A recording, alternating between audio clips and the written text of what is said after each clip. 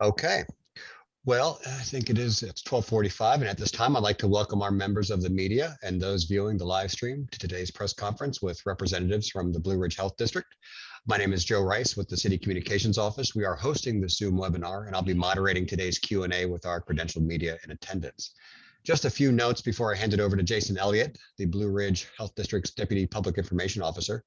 After the presentation, we will give each media member 2 opportunities to ask questions, and both opportunities will include your initial question and 1 follow-up question. As always, please keep your questions respectful and thoughtful for all of our participants, and we appreciate your participation. And with that, I'll hand it over to Jason Elliott. Hi, thanks so much, Joe. And thank you all for joining us today for our press briefing on phase 2 and some vaccine allocations and all the great things that is happening right now in the Blue Ridge Health District. So with that, we'll jump right into it, and you'll be hearing from me in just a little bit, but we'll switch gears over to Dr. Denise Bonds, our Health Director for the Blue Ridge Health District. Thank you, Jason. If you could advance to the next slide, please. So today we're going to talk about our vaccine data, where we are at this moment in time, and our allocation going forward for the next few weeks. I'm going to alert everyone to another place that they can locate vaccine, and that's vaccinefinder.org. We are in phase 2 officially as of today, and then give a testing update. So if we could advance to the next slide, please. So here is the vaccine data update as of early April. You can see that we have administered over 167 vaccine doses to individuals in our health district, and probably some individuals in the surrounding health districts that work in our health district. Over 100,000 individuals have at least 1 dose, and we've got 63,000, almost 64,000 people that can be considered fully vaccinated. So if you look at the map for the state, in fact, our health district is doing quite well with regards to vaccination. If I could have the next slide, please.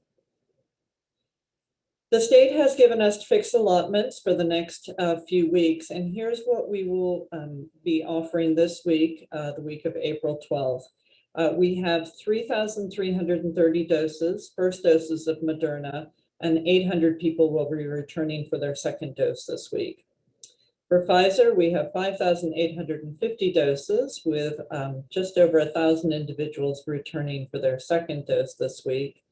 And UVA at Seminole Square will be offering Pfizer doses, again, 5,850 with 2,340 individuals returning for their second dose. While we are doing some Johnson & Johnson vaccination today, we did not receive any Johnson & Johnson vaccine for this week. So today's is from last week's shipment. There was a marked decrease in the amount of J&J that the state received this week. And so consequently, we did not receive any at the health district. We do have Johnson & Johnson available in our community through many of the pharmacies, and we can talk about that at Vaccine Finder. Can I have the next slide, please? So vaccinefinder.org, this is a federal effort to help people locate vaccine in their community. If you go to that website, you can enter your zip code and put the distance that you are willing to travel to get your vaccine.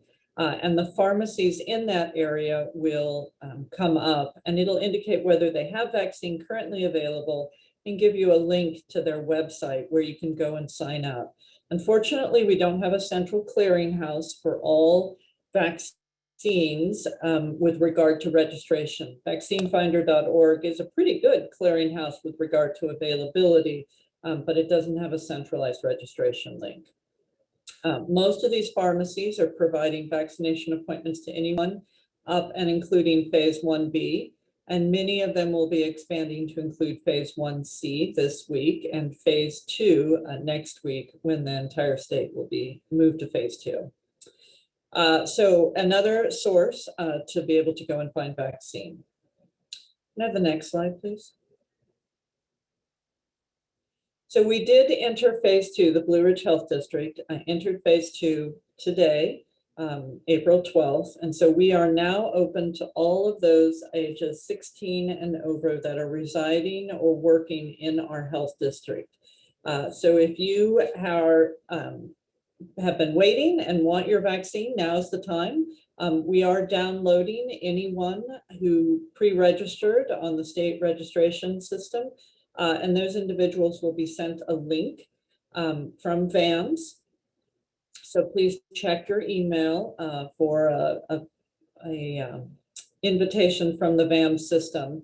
We will send out a public link that actually can be shared, and we want you to share starting tomorrow. So there will be a shareable link sent out. And this time we want everyone to share that link so that we can get all of the citizens of our community vaccinated. So if we could have the next slide, please. So VAMS is the current system that we're using to schedule an appointment. Emails will come from vams@cdc.gov. Once you get your link, that is your invitation to go in and register on the VAMS system and select an appointment time. We use this for both our localities and for the larger vaccination site at JCPenney. If you registered on VAMS back in January and have been patiently waiting, you can resurrect that link. It still works, and you can go in and find your appointment time. And if you're new, once you get your invite, please just go in and create your account and then schedule your appointment. And you can do that now. We are open to everybody in the health district that is 16 and older at this point in time. If I could have the next slide, please. Jason, I think this one's yours. No, I think this one is mine. Thanks for those updates on vaccinations.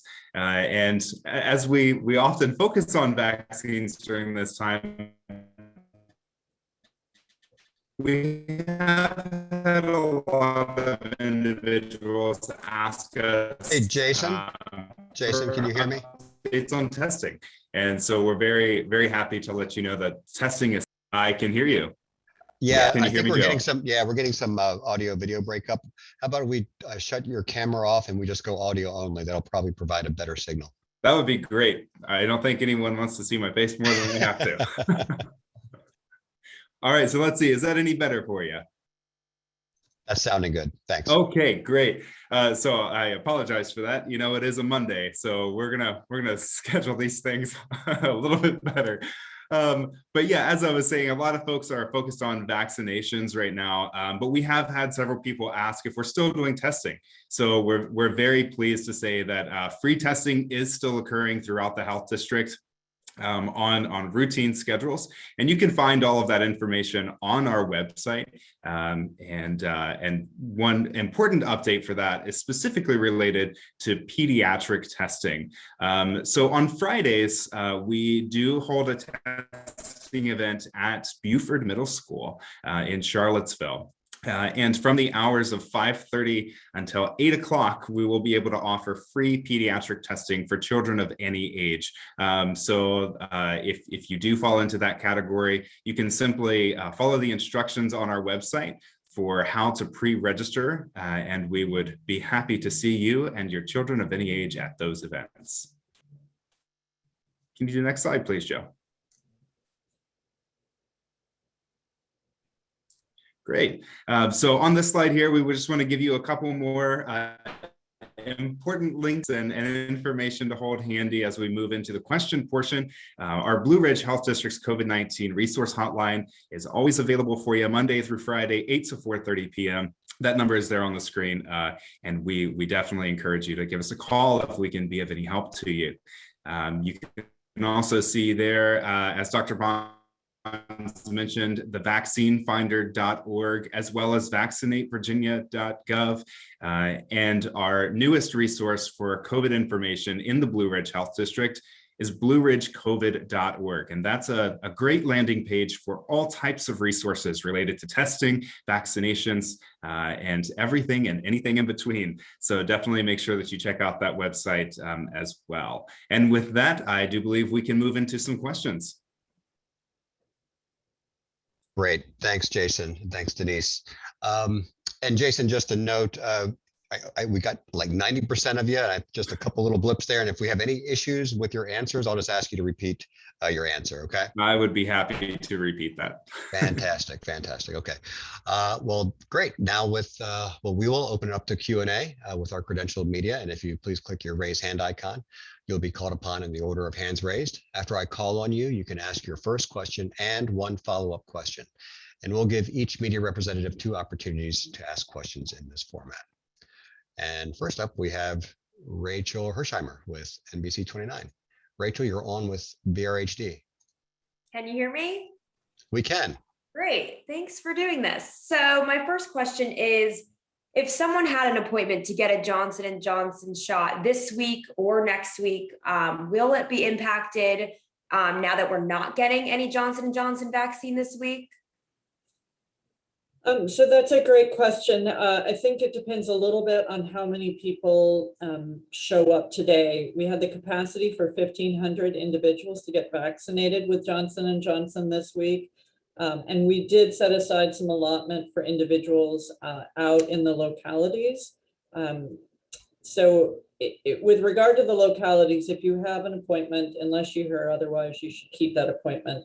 With regard to the JCPenney site, I think it will depend on how many people show up today and how much vaccine we go through today, whether we'll have any that we can offer additional this week. We don't know about next week yet, about whether that will be available to us or not. And I know that last week there was a little glitch with VAMS. Actually, my second appointment was also canceled, and then I had to reschedule it. Are you still dealing with that, or that's been completely fixed? I think for the most part that's been resolved. You know, the electronic registration systems have all had issues, which we continue to try and work through. None of them have been perfect, and I think it's really a great lesson learned for not just us, but for all health departments about our reliance on electronic technology and how we really have to put in place good systems moving forward.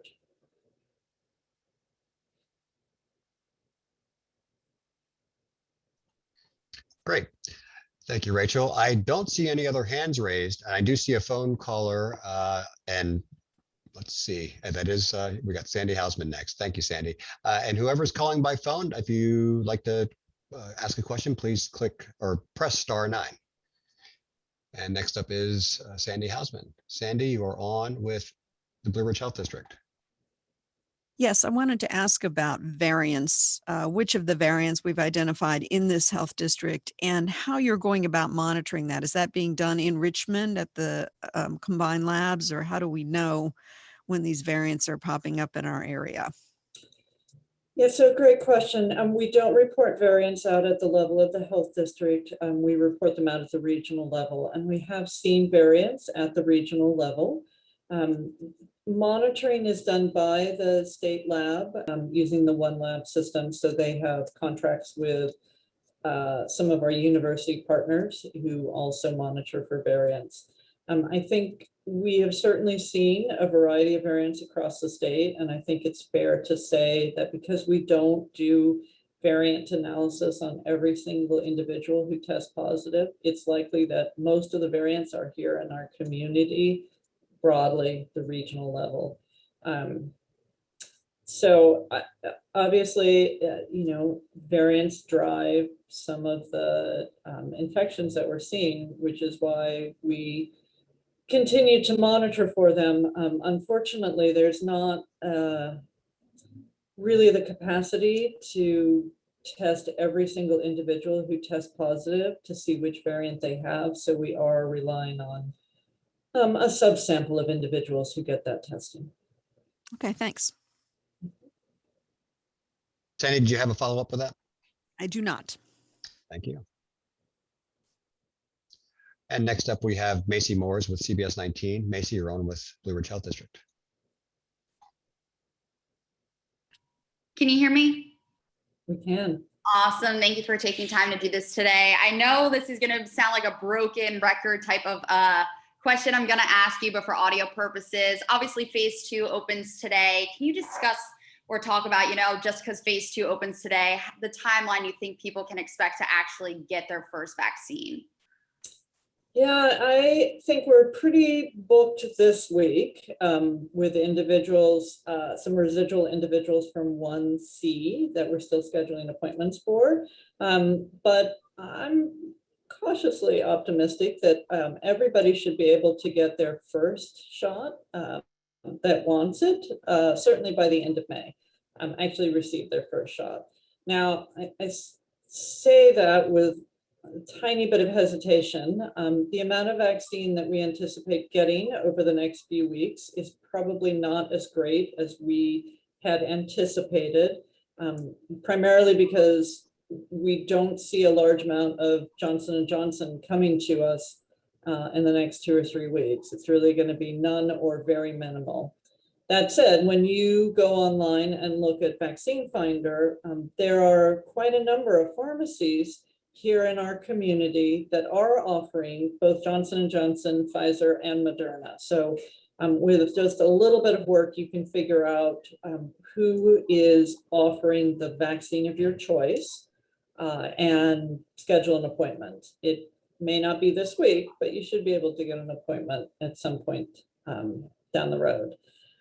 So I think everyone will have had at least their first shot who wants their first shot by the end of May. And hopefully we'll see a large influx of Johnson & Johnson and we can accelerate that process. Thank you so much. I don't have any follow-up questions. Thank you, Macy. And next we have Brian McKenzie with the Daily Progress. And Brian, you are on what's Blue Ridge Health District. Thank you, sir. Just a follow-up question on the Johnson & Johnson thing. You mentioned that folks that had made appointments for Johnson & Johnson probably, in the near future wouldn't be able to get them. But if you have an appointment, can you come in and get one of the others that may be available rather than just, sticking with the Johnson & Johnson? Sure. If you are willing to switch and take whichever vaccine you can get, you can either go back on to the VAM site and try and find an open appointment for one of the other clinics. Or if it looks like we're not going to have Johnson & Johnson, we will be in touch and we'll help you reschedule to another one. And then if you really, for whatever reason, really want Johnson & Johnson and we don't have any for your clinic, I would really encourage people to go and look at the Vaccine Finder because you can find pharmacies in our area that are offering Johnson & Johnson. Cool. Thank you. Thanks, Brian. And next we have a caller. And caller, I will allow you to speak with Blue Ridge Health District. If you could identify yourself and ask your question and a follow-up if you choose.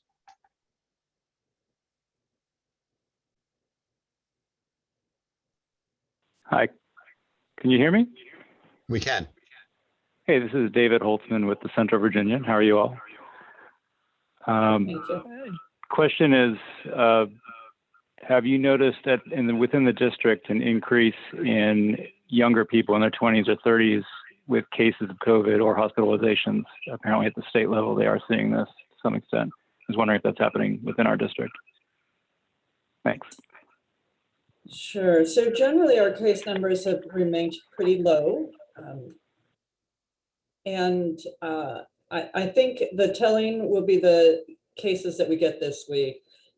Most of our schools were on spring break last week and kids will be coming back. And I think that will be sort of the telling time this week and next week. Whether or not spring break resulted in kids getting exposed and coming back with infections and whether or not those get spread within. I think our schools are really doing a great job at trying to mitigate and contain any cases that come. And I certainly want to applaud them for all the work that they've done. And I think just generally, as I said, the case numbers have been trending downward in our health district. So congratulations to everyone who's really practiced all of those mitigation measures. And David, did you have a follow-up?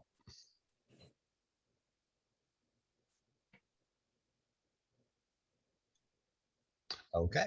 And I don't see any more hands raised for our first line of questioning, so we'll move into the second line of questioning. And up now we have Rachel Hersheimer with NBC 29. You're on with BRHD. Hello again. So how many, I was just curious, how many days a week is the JCPenney location open now? So generally, it's going to be Tuesday through Friday. We have been doing some Monday and Saturday clinics, primarily to offer Johnson & Johnson. And if we get more in, we'll likely bring back some of those. And then we've done some closed clinics in the evenings, or we'll be doing them for some special groups to try and facilitate vaccination of PVCC students, for example, or their faculty members.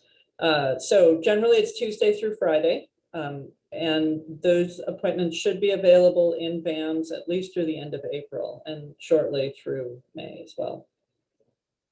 And then that public link that you were talking about that people can send, what exactly was that? Was that something with pre-registering?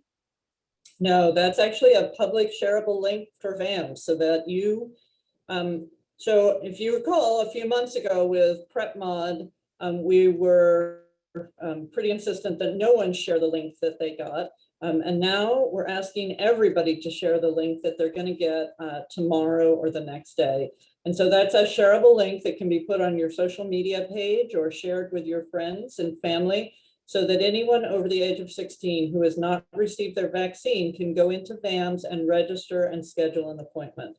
So it's a shareable VAMS link for anybody to share so that people can register and schedule an appointment to get their vaccine. May I ask a quick just clarification? So those people are not going to be getting the CDC email anymore. They don't have to pre-register. They can just schedule an appointment through this link. That's right. If you pre-registered on the state website, we're going to send you a link. We're going to download your information and send you a link. But we will also make public a shareable link tomorrow. So if you did not pre-register on the state website and want to get your vaccine, you can use that shareable link and you can share that with other individuals. Once you have an account within VAMS, you should be able to just log back in and schedule your appointment. So if you already created an account in VAMS, you don't need to create a new one. But if you have never received an invitation for VAMS and have never created an account in VAMS, then that shareable link will be available to you. Thanks, that's helpful. Thanks, Rachel. And again, we have Sandy Hausman with Virginia Public Radio. You are on with Blue Ridge. Is there any reason to believe that the lack of J&J vaccine will disproportionately affect college students? Was a lot of the J&J vaccine destined for students at UVA, for example? Yeah, it certainly could have an impact and slow it down. UVA did receive a bolus of J&J from both us and from the state to work towards vaccinating college students. And we know that a large number of the cases in our health district were actually among UVA students. So this is actually a really good public health measure to get those students vaccinated so that they don't spread disease amongst themselves and then potentially into community. Universities still have the option of doing the 2-dose regimen using either Pfizer or Moderna. Obviously, that's not as efficient, but we still have time to do that because UVA doesn't let out for, gosh, a good month or so. And so we anticipate that we'll be able to get a chunk of the college students vaccinated, and certainly the state is monitoring that really closely. And you know, I can't really speak for how they will allocate J&J, but that will certainly be a consideration moving forward should we get a large bolus again. All right. And I don't know to what extent you're keeping an eye on Fluvana, but the word is out now that a lot of prisoners and more critically prison guards are refusing vaccine. Is the Blue Ridge Health District concerned about that? Are you doing anything special or are you leaving that to the Department of Corrections? It's always concerning when individuals refuse an effective vaccine that can keep them out of the hospital and prevent spread, particularly in a population that's vulnerable, like prison inmates are. They're in a confined location, and really their risk is individuals bringing disease into the prison, and that would be the staff that work there. The prison's not the only place that we've seen some vaccine hesitancy. Even in some of our long-term care facilities, some of the staff have declined the vaccine. And I think what you'll see with regard to the health district over the next few weeks is really us beginning to focus on those vaccine hesitant populations to try and understand what their concerns are, allay their fears, and work towards getting everybody vaccinated.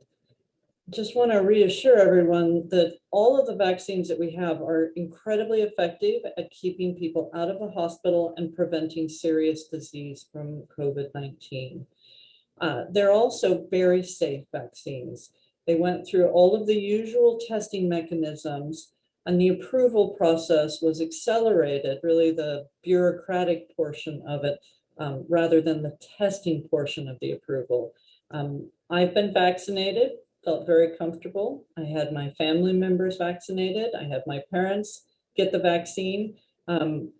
Some of us had some mild side effects at the time of the vaccine, but none of us had any serious adverse reactions. And I think that's the case with almost everybody that we vaccinated here in our health district.